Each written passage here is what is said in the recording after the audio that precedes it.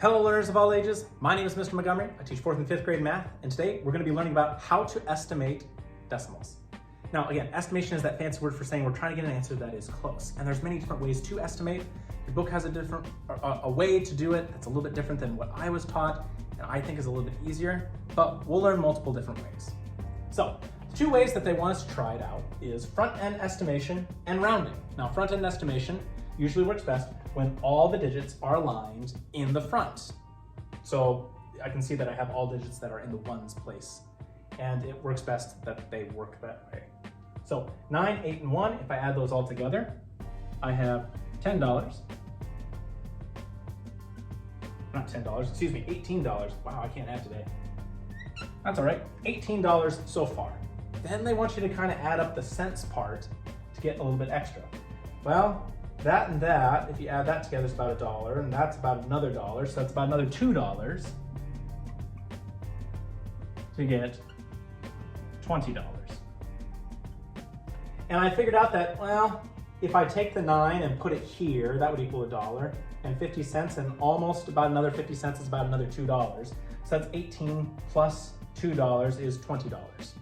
Now, you could just stick with 18, and that would be okay, but you would be a little bit short from the actual answer. Now rounding, since they all have the same place value, that's the largest, we go to the first place value that they all have in common. So now I can have the boxes be behind. And again, if the box number is 5 and above, we give the underlying number a shove. If the box number is 4 and below, then we keep that underlying number the same and the rest go down to 0. So 5 and above gives it a shove, so that 9 will change to a 10. So $10. 9 is bigger than that, so that would be $9. And 4 will keep 1 the same. If I add these together, that would equal 10 and 10, that'd be $20. So with subtraction, and especially on this one, they want me to use rounding.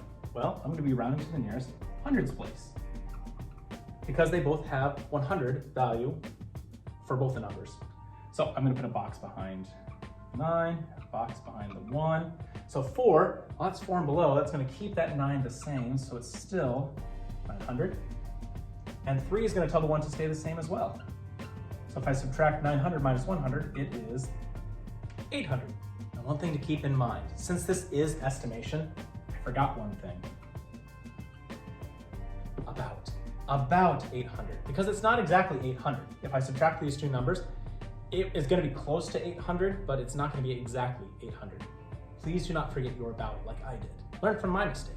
All right, my 5th grade friends, if we take a look at page 29, you will see that we'll be doing practice problems number 1 and 5. The directions say estimate each sum or difference. And that's for 1 and 5.